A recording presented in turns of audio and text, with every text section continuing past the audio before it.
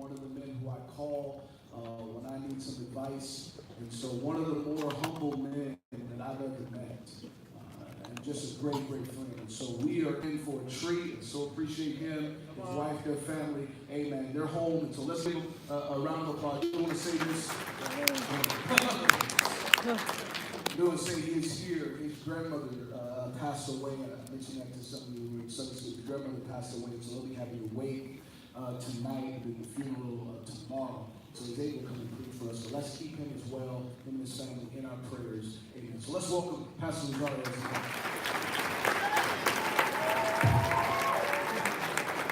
Hallelujah. Good to be in Chandler this morning. Good to be home. Hallelujah. Good to be where I got saved 26 years ago. 12-year-old boy. I just so appreciate this congregation.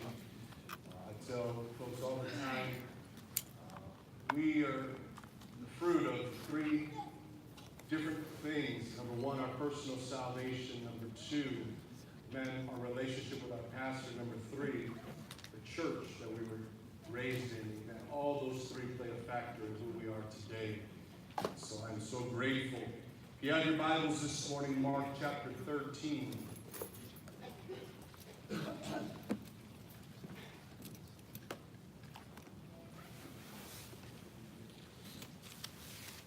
Two weeks ago from today,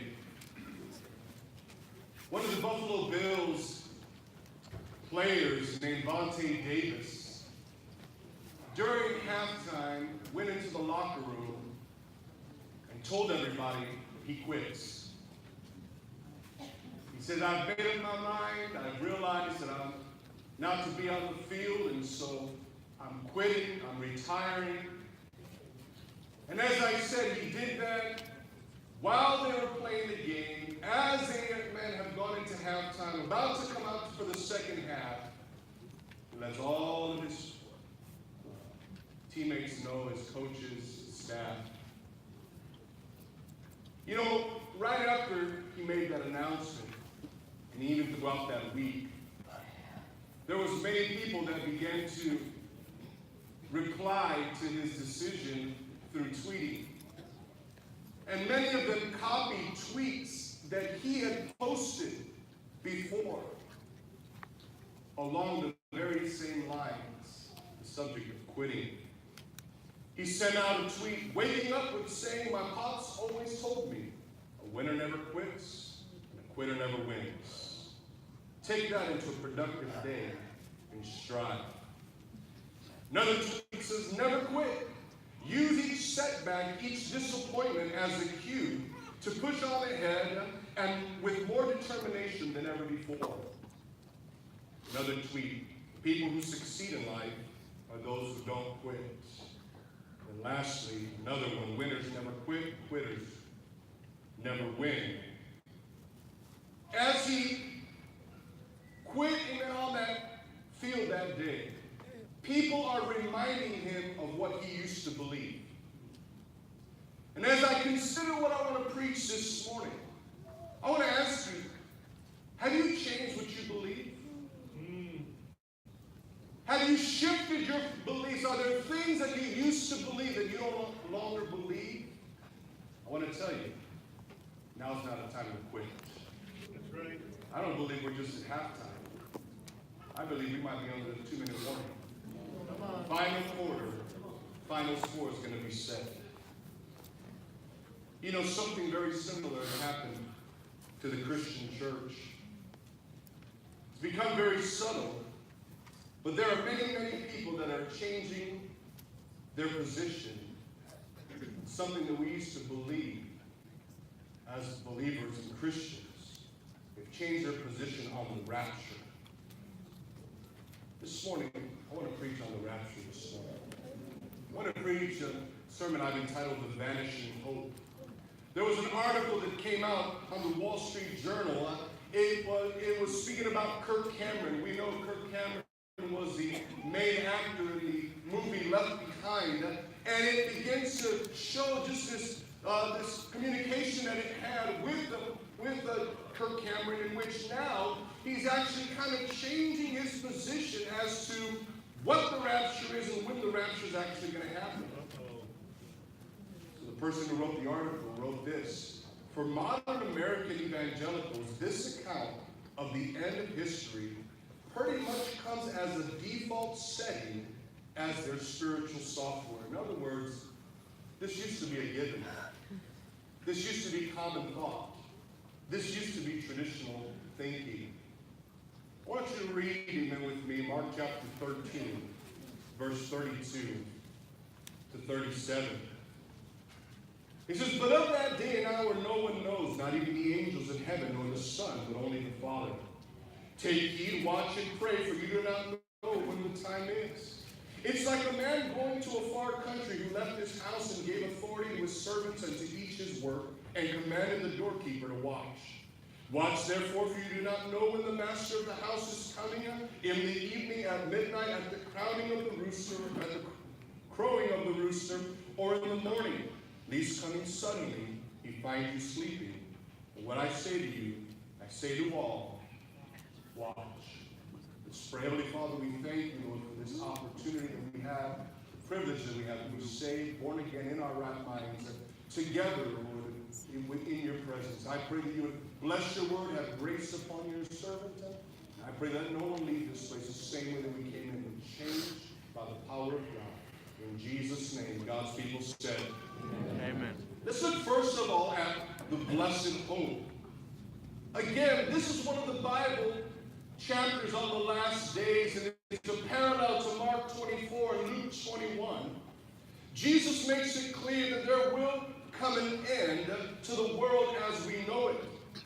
Amen. And he makes it very clear that prior to that time, amen, there will also be an event that will take place. Something that is going to be, amen, a blessed hope for every believer who stands true to what they believe, who continues to run the course and finish the race. In these chapters, he describes a cataclysmic event that will take place, multiple events as well, likened to them as birth pains that come upon a woman who's about to give birth, amen, the contractions, the last, amen, weeks, amen, of her pregnancy. The Bible says these things are going to happen one after another. They're going to be unusual, and they're going to be things that typically don't happen, out of the norm. Amen. And the Bible tells us over and over in various scriptures to be mindful of this. 32 times in the Word of God, you find the term the day of the Lord.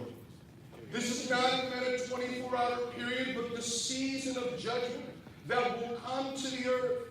1 Thessalonians 5:2 says, for you yourselves know perfectly that the day of the Lord so comes as a thief in the night. And so there's going to be events that lead to this, and then there's going to be an ultimate time in which, amen, Christ will return for his church. 4 distinct signs during that period of time.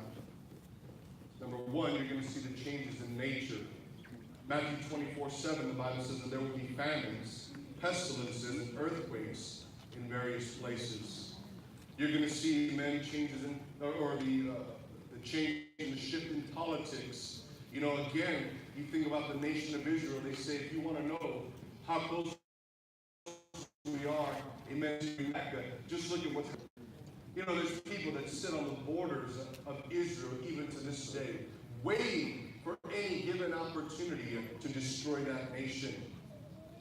In the economy, there's going to be a shift. Revelations 13:16 says, he calls us all, both small and great, rich and poor, free and slave, to receive a mark on their right hand or on their foreheads, that no one may buy or sell except one who has the mark or the name of the beast or the number of his name. You know, I want to tell you, when I first got saved and we watched some of those old movies and saw it looked like Dirty Ash or Black Marker 666, that kind of seemed odd and that kind of seemed kind of corny. But you know, I mean, when you begin to understand about the whole microchip and how today we use debit cards and they have a chip in them, and how today there's people that even insert it into their skin. Amen. It becomes more and more real. You know, I was just made aware by my daughter about this new thing called tap, where instead of putting in, your debit card or your credit card, you can actually just have your phone, have it set up to where you can just tap it, and all of a sudden you can pay your bills. So here it is, again, the easy ability to now have those chips that we used to see movies on and make fun of, and now it's so easy for it to happen today. And you can see how easy it is for people, to now just be overwhelmed or even be, lost or discouraged, even by simply losing their debit card, simply losing that little chip. Citibank had a glitch in their system on a Friday for about an hour. Happened during a certain period of time in the evening, and no one could use their cards. Even though they had money, thousands and thousands of dollars in the bank account, they couldn't use it. And the customer service was overwhelmed by all the phone calls that they were receiving during that time. Why? Because they couldn't buy or sell. All it takes is for somebody to shut down your microchip, shut down your card, and most of us don't have any cash. We're doomed. But again, 26 years ago when you get saved, made for a good movie, didn't scare the AG double hockey stick out of us. But even today, it's all the more real. But yet, less people are talking about it. There's going to be a decline in morality. That's another sign. The Bible says in Luke chapter 17:28, likewise as it was also in the days of Lot. They ate, they drank, they bought, they sold, they planted, they built. On that day, on the day that Lot went out of Sodom, and rained fire and brimstone from heaven and destroyed them all. Even so it will be in the day when the Son of Man is revealed. We're going to see, morality on a moral decline. And if we've lived, longer than 24 hours, we know that's happening every day. It's getting worse and worse and worse. We know today they're showing things on TV that never showed 30, 40 years ago. Today, we have access to things, that so easily today, the people, are falling into this moral, decline, worse and worse. So when we look at the rapture of the church, it's not just a story of the end of the world, but just the removal of believers before terrible judgment. But this is the hope for every believer. The Bible says in the book of Daniel about the 70th week, and 70 weeks were supposed to seal the redemption of Israel. But when Israel refused to believe in Jesus as the Messiah, the Bible says that last week, a period of 7 years, was never fulfilled. And so, what God did is He shifted. He shifted to the sheep that you know not of. He shifted to the Gentiles, most of which I believe in, and we are all Gentiles. And He reached out to us. We were that wild olive tree, the Bible says, that was now grafted into the original tree. And now God reached out. He was so merciful to us to bring us in and allow us to be part of His people. And you know what? The rapture is even the wonderful, blessed hope and reward for every Gentile that will serve the living God until they go into the ground, or until they continue to run the race until Jesus Christ comes back and we're taken up. This is our blessed hope. This is what we look for. This is what we live for. This is what we preach. This is what we teach. Amen. We believe that Christ is going to come back to take us. Matter of fact, early Christians used to say to one another, Maranatha. In the Old Testament, they would say Shalom, or peace be to you. But the New Testament, they began to say Maranatha, which means the Lord is coming. And this would be encouraging. People would get excited. They wouldn't get bored. They wouldn't yawn. They wouldn't sleep.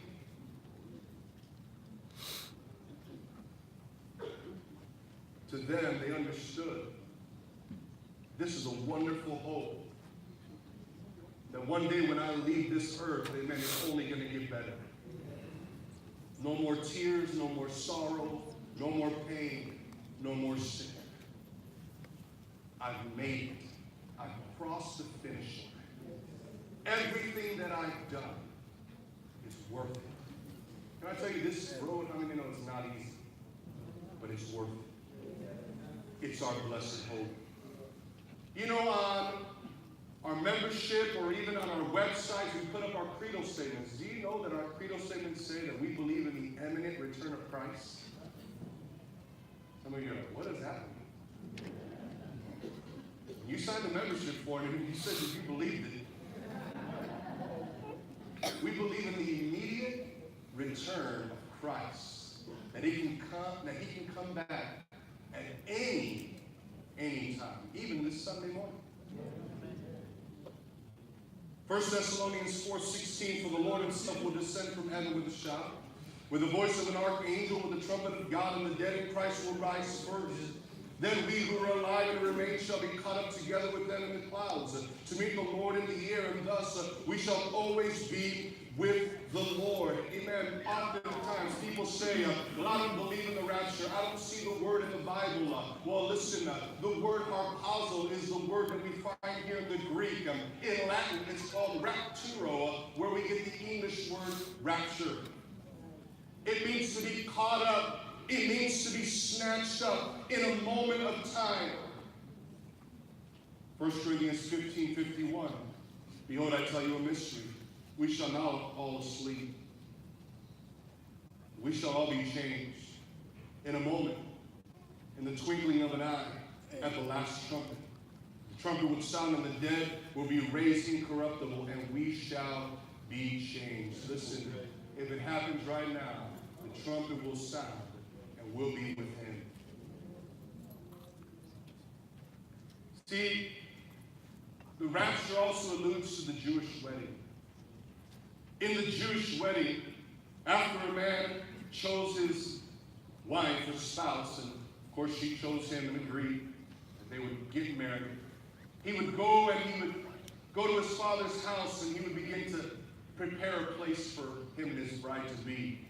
He would add a room, perhaps to the actual building of his father, or a separate room or house on the property.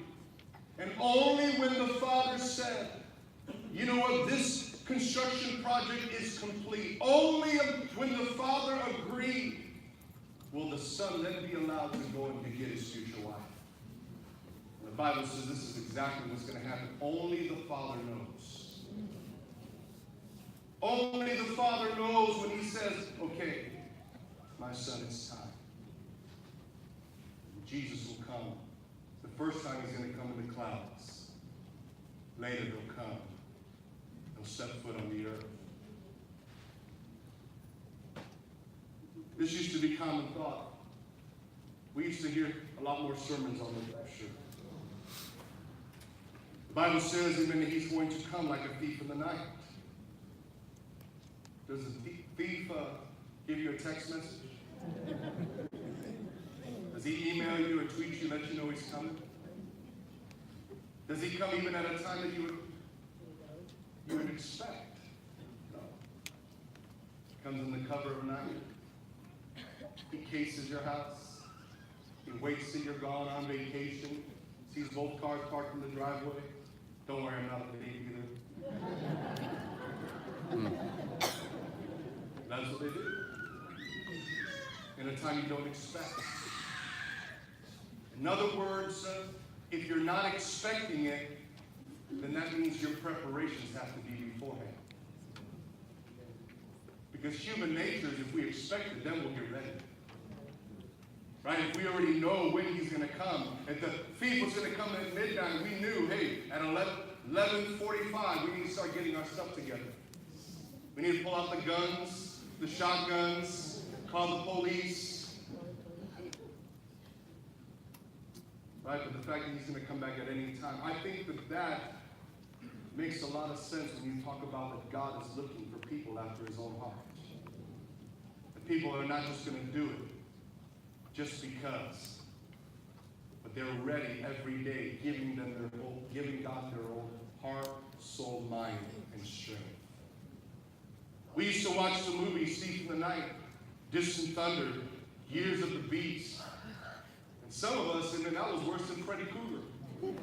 That was worse than Jack the Ripper, amen, and Jason. I'll tell you what, amen, those things would move you, as corny as they were.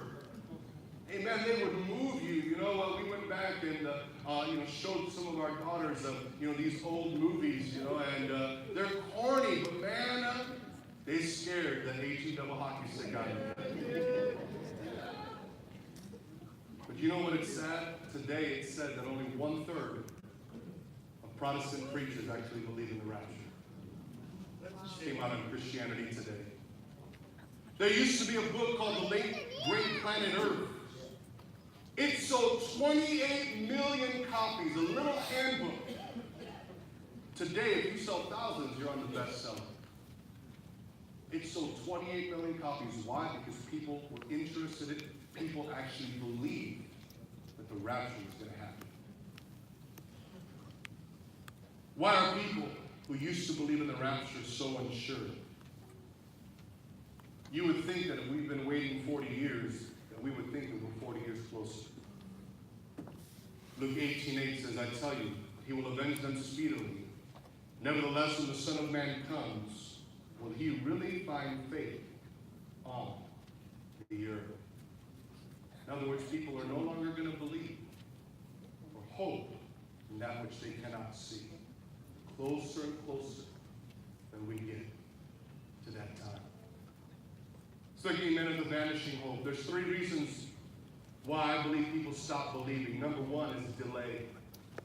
2 Peter 3:3, knowing that this first, that scoffers will come in the last days walking according to their lusts. You know what? I have to be honest with you.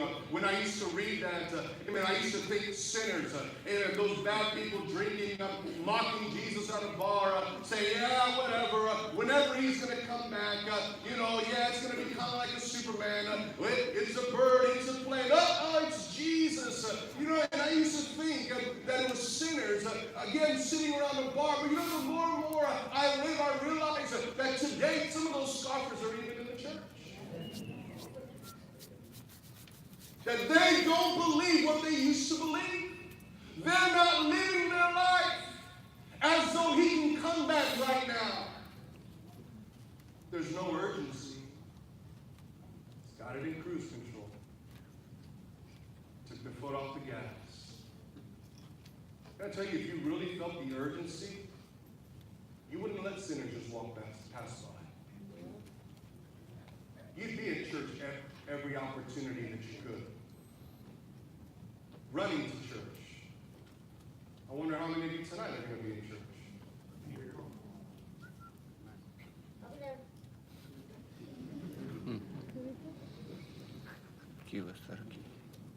If Jesus came tonight, let me just go a little bit further. Would you be in your chancla somewhere in the house? Remote in your hand watching football? Some of you watching football on your phone right now. How dare you? We're preaching on the rapture, Jesus coming back, and you're worried about who's going to touchdown. You might just get left with the phone in your hand.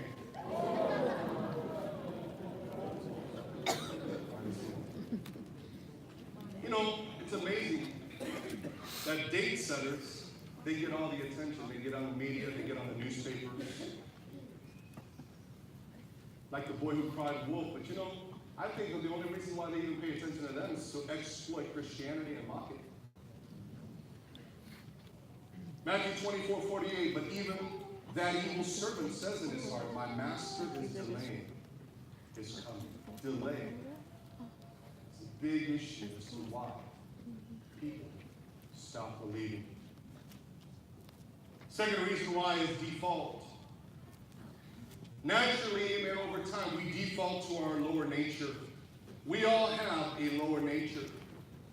Oftentimes, this is kept in check by our faith and the knowledge that Jesus Christ can come back at any time. This used to help keep us saved.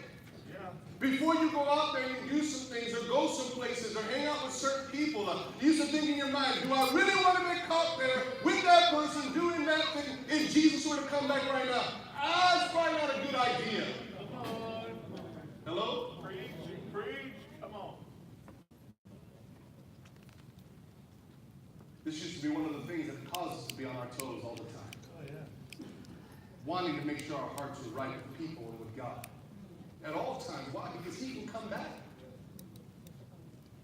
You know that unforgiveness can possibly keep us from heaven? Oh, yeah. But yet we stew in unforgiveness and bitterness and hatred.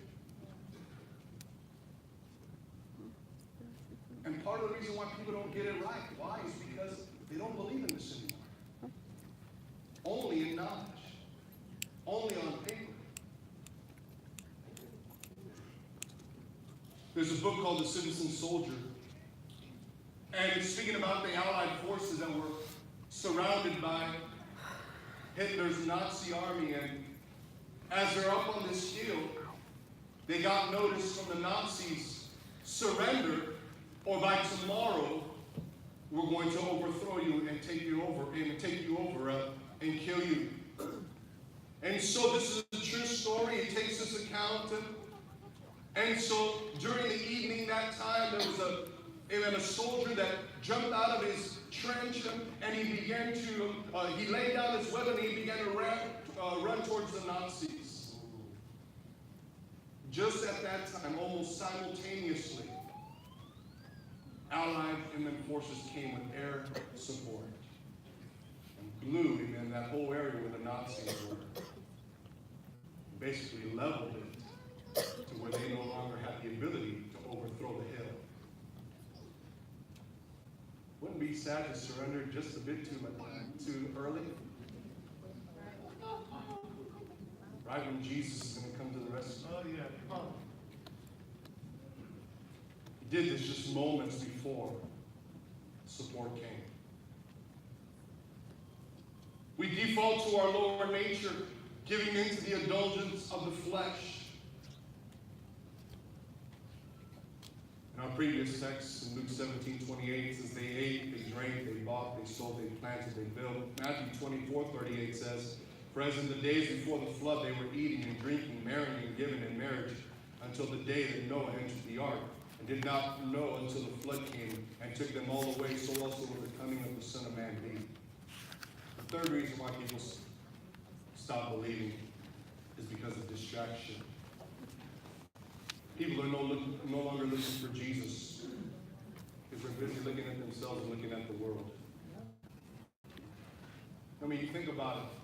Some of the things that we've seen happen over the past year, thousands of people died because of the tsunami. Thousands of people died because of earthquakes. You find, and then, right, the earth itself is shifting, and volcanoes and ash and lava and all kinds of things are beginning to take place. Record numbers and highs, yet some of these same people who live in these same nations and areas where all of this took place, you know what? They just go about life. What once even shook them, they saw people die. What once wiped everything away from them, and they realized how vulnerable they were. You know what? Today they just rebuild, move on. They forget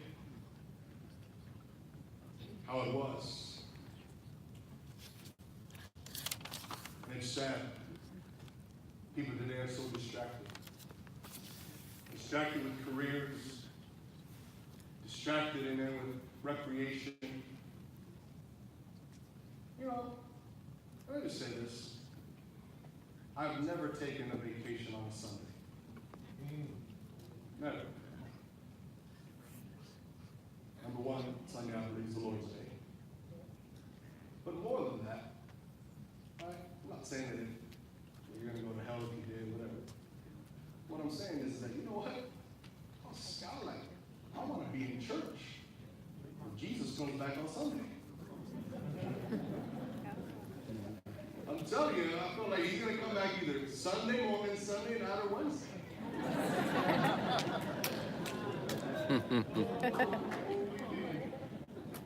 But you know, there'll be people that miss church in a heartbeat.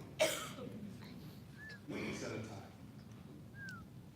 No concern, not wonder, there's just no more of that urgency. You hear what I'm saying? I'm not trying to be legalistic in that sense, but I'm trying to be real.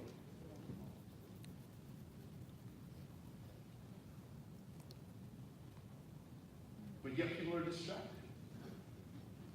Sunday is no longer the Lord's Day. It may be the Lord's Day if I have nothing else to do.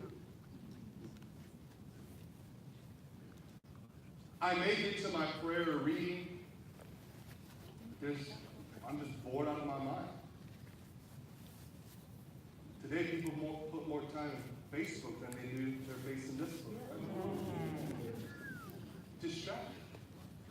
They're not waiting for Jesus, they're waiting for a text message. They're not waiting for Jesus, they're waiting for somebody to comment on their picture and say, oh, you look so beautiful. How many likes did I get? Like Pastor Chandler says, golly. Understand, people, you understand? I'm trying to get you to understand. We are so distracted from our blessed hope, believing that Jesus Christ will come back at any time. Last thought is watch. In our text, we find that Jesus wants us to watch. This word is used 4 times in this scripture. He speaks about watching. It says, take heed, watch, and pray. It says, and commanded the doorkeeper to watch. Verse 35, watch him. Therefore, lastly, it ends in what I say to you, I say to all, watch. In other words, we have to be alert. The word watch means to be vigilant, to be awake, to be watchful. You know, oftentimes we can be caught sleeping spiritually. We can be caught on our heels. We can be caught thinking of this as, okay, if it happens, fine, but if it doesn't, I'm just going to keep living my life. But yet the Bible is very clear, saying, you know what, you have to make it a priority of your life to watch. More than just what would Jesus do. The decisions that we make, the things that we say, the places that we go, we ought to say, if Jesus came back right now, would I be right or would I be left?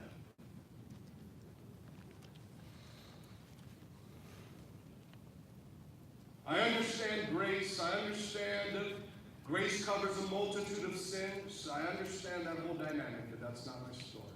It's not my sermon. Because the truth is, people make decisions and get away from God a little bit at a time. And over a period of time of not watching, very easy to fall asleep on your watch. I've got guys that were in the military, and some of them that still are, and many of them have done 4 to 5 tours of duty in Iraq, Afghanistan. They tell me about these places where they used to have to be watchful and awake, and they would pull 12-hour shifts. You know what? It was very easy in those 12 hours to sometimes just kind of nod off. Sometimes they'd be up in this tower all by themselves. And it's easy just to begin to kind of go to sleep. You know, it's a 12-hour shift, not much is happening. Until bullets started flying. All of a sudden the adrenaline kicks in. They would be alert and watching. They said we wouldn't know where it's coming from. We just hear things whizzing past us, hitting the tower up. He says, but once the bullets started flying, we'd be wide awake and alert. We'd be so alive. We couldn't go back to being tired or even wanting to go to sleep. The adrenaline would be that high. You know, and I thought to myself, that's how we're supposed to be waiting for Jesus.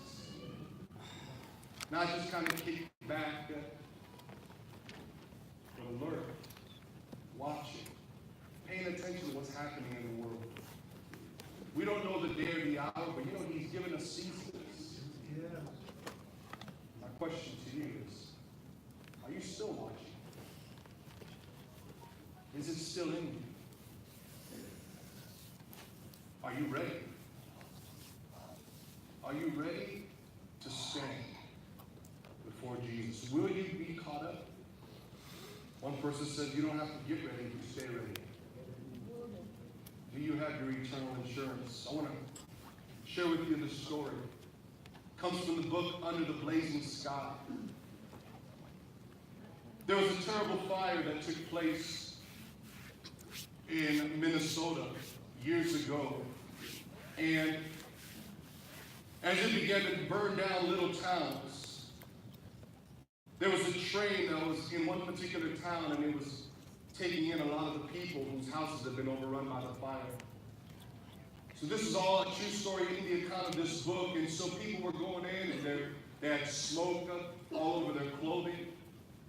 They had smoke on their face. Some of them had already been burned, trying to grab things out of their home, last-minute things, paperwork, money, various things. And so they're going into this train, and as this train is there at the depot, it came to a point where the fire was right on the heels of this train, and the conductor says, we have to leave. People are cramming up. People are running each other over just to get onto this train because the train is leaving. The next city that the train was going to stop was a place called Sandstone, Minnesota. Sandstone, Minnesota. Amen. This was another small town. They had not seen the fire. They couldn't see it in the distance. And so here's the people who, as I described, had the smoke all over them. Some of them burned. They're in the train. They're pleading with these people in Sandstone, saying, get on the train. Get on the train. The fire's coming. They didn't realize how fast this fire was actually moving. You know, only a small amount of people decided to get out. Most of them said, no, we'll be okay. We don't see the fire. We don't see anything that looks as though it's going to come this way. Go ahead and go on. People are pleading with them, get on the train. We're showing you the effects of what's taking place just right down the road. Finally, the train had to leave. The book says within 5 minutes, that fire was moving so rapidly, it's taking over this small town of Sandstone, Minnesota. But by then, it's too late. The train is gone. Listen tonight, or this morning. Can this sermon be the beckoning call for you to get on the train? Can this sermon be even my plea to you? Listen, judgment's coming. Christ is going to return. We'll be within 7 years, and we're going to come back as part of His, amen, host of, amen, army when He comes back as the Lord of Lords and the King of Kings. Can this be the plea saying, listen, now's not a time to stop. Now's not a time to delay or to indulge in the flesh. Now's the time to get ready because it's getting serious. We're seeing it all over. And maybe you don't see the signs because maybe you're even ignorant of the Bible. You don't really know what the Bible says. I understand that, but listen, let others who do believe in the Bible tell you it's time to get in the train. Because one day that train is going to go. That 7-year period, after the rapture, and after the Gentiles, and after all those who are saved are gone, the dead in Christ rising, then we who are left standing going to get caught up into the air. You know what? That 7 year, it has nothing to do with the Gentiles. That's going to be the last week of Daniel's prophecy for the Jews. This is where God is going to bring what's called the tribulation, and means for the Jews to make one last decision before that 7-year comes. So don't think, well, if I don't make it, I'm just going to get it on the rebound. The truth is, if you're not serving Jesus now, you're not going to make it during that time. Get on the train. Jesus Christ is coming back. No matter whether or not we've been believing it for 30, 40, some of you 50 years, we're that much closer. And the more likely that people think that it's not going to happen, the more likely it is. That's what the Bible says. Let's bow our heads to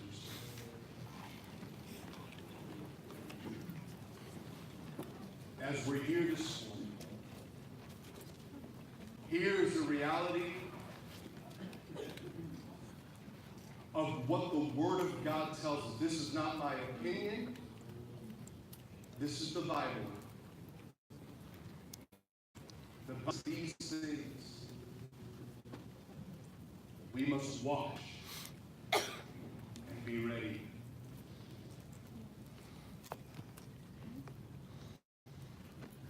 This morning, it's not based upon you knowing who Jesus is and simply believing that he existed. You know, the Bible says that even Satan and the devils believe, and they tremble at his name. Somewhere, you must believe and repent.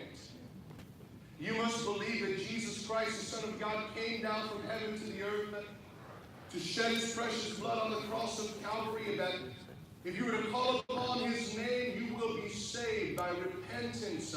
Amen. Asking the Lord to forgive you and turning away from that old lifestyle. Why? Because he's going to give you a new one, a better one. Salvation is the best decision I ever made in my life. Jesus forgave me, and he gave me a new start, a new life, one that I didn't deserve. The one who was free from guilt put on my sin. His blood shed covered that, so that I can be free. Listen, perhaps you're here and you're like, man, well, I've done a lot of things. Listen, that's what sinners do. You just simply do what sinners do. Jesus says, Father, forgive them, for they know not what they do. Listen, you were to hear a lot of people's testimonies around here. I know a lot of these people, and myself included. You may move over a few chairs if you knew what we did. But God is so merciful that he's withholding judgment, and he gave us justification, salvation, sanctification. If you're here and you're not ready to stand before Jesus, you're not saved, you're not born again, would you lift up your hand very quickly if you want to be ready? Hands are going up. How many more? You be honest. Amen. Hands are going up. Listen, you say, you know what? If Jesus were to come right now, I'd be in trouble. If that trumpet were to sound, I'm going to be left behind. Now is not a time to change what you believe. Now is not a time to quit. We're beyond halftime. Maybe you're here, you're backsliding. We used to once believe this. There was once an urgency to be right with God at all times and to watch and to pray. But you kind of got swept by the spirit of the world. And though you may not be mocking God openly, inside, internally, there's just a subtle delay, scoffing and not taking it as serious, and that caused you to drift. You're doing things that you would never do in a million years if you knew Jesus was coming back at 1 p.m. today. You would never do those things. That's how we live our life. Jesus can come back at 1 o'clock. The things that we say we would get ready, we need to get ready now. How many backsliders you want to respond? You lift up your hand as well. Say, man, there's some things in my heart. There's some unforgiveness. There's some bitterness. Listen, let's not measure it what sin is bad and which ones are worse. Sin is sin. Sin separates us from God. Anyone else, quickly before we move on, you would like our prayer? Amen. We have more hands. Anyone else? Amen. Anyone else? You feel it. I feel the conviction. If you lifted your hand, amen, would you look up at me? Did you mean that in the back? Amen. Did you mean that over here? Did you mean that over here? Somebody else you lifted in the back? Would you come and join us at the altar? Would you come? How many more you want to come? Step right out of your chair. Step right out right now. And we're not going to embarrass you in any way. There's people that are coming up. They want to be right with Jesus. Listen, He loves you. All you have to do is repent and turn, the Bible says, and you shall be saved. He loves you. How many more quickly? How many more? Just step right out of your seat. You want to be right. Why spin the barrel? Why play Russian roulette with your life? Why take a chance? You know in your heart of hearts what God knows. And when we repent, all we're doing is telling God what He already knows. You're not going to surprise God by what you repent of. Anyone else? We're going to just hold it out another moment longer.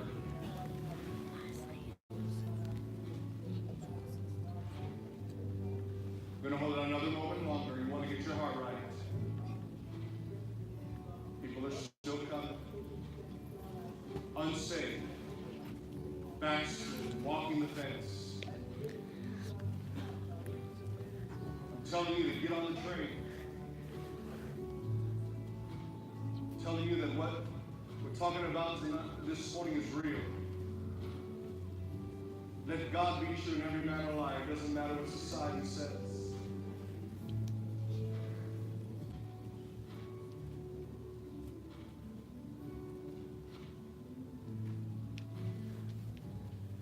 Church, I change the order of the service to you. We can believe this in theology. We can believe this in our credo statements. Quite honestly, it's just so easy to lose that urgency.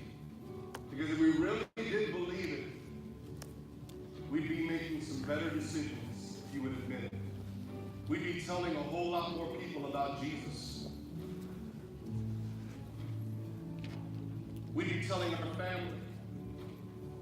I'm looking forward to the opportunity to share with my family the fact that Jesus Christ came to give life and life more abundantly. Very few times in life when you get that opportunity, weddings, funerals, family reunions, about the only one. But all of us, whatever opportunity, let's believe it again. Let's not go the way of the world. The rest of you, would you stand and come find a place to pray? These altars are open. God in heaven.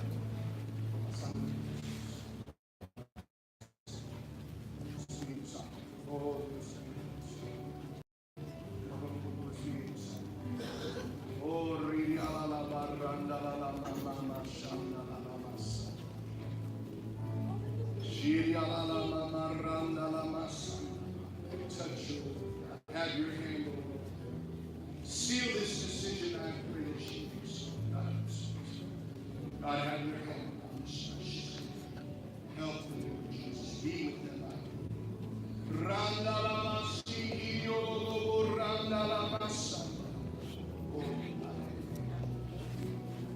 yes, who the sun sets free is free indeed.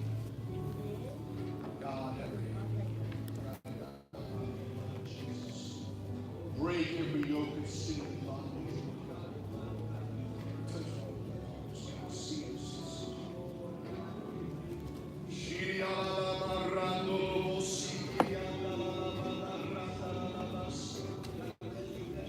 Thank you, Jesus.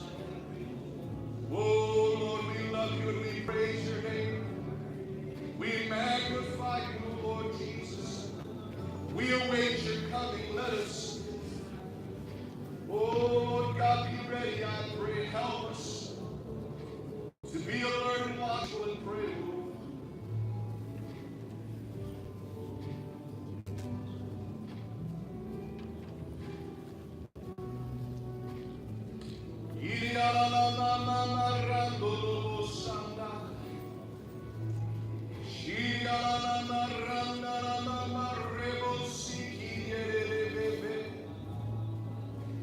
Let this stir you this morning.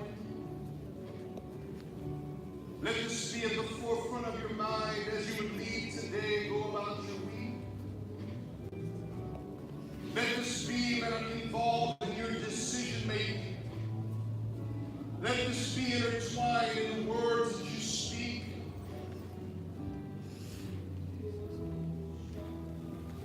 Oh, yes, hallelujah.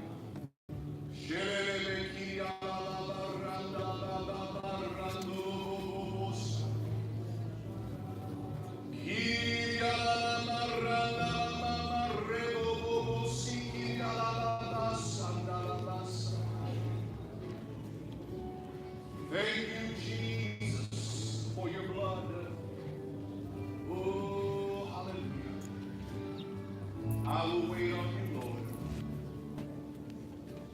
I will wait on you, Lord, till you come.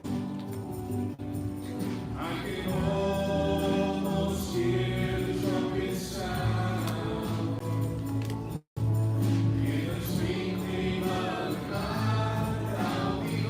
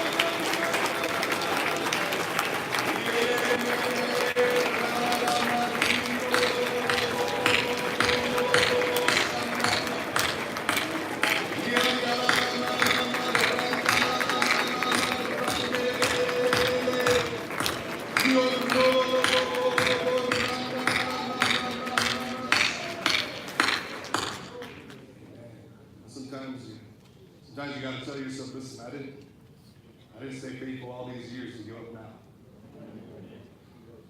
Hey, how come?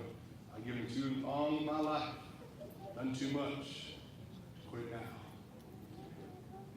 Let's continue to push forward. Continue to preach Jesus Christ coming back. Let that be our cry. Hallelujah. Thank you for the opportunity to keep our family in your prayers. I'm praying that our family, their hearts will be open and tender. Good people. Very, very good people. To the name of Jesus. Thank you for the opportunity, Pastor.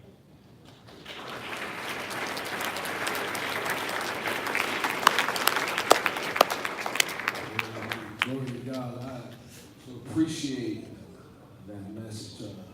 I'm going to do something tonight. Pastor Rosario was mentioning it to me. So right on the platform. So when I preached this sermon in my church, he said there's a movie out there we showed that night, and I just feel the urgency of God to impress. I want to just be another message, and we just go on because this is very, very critical.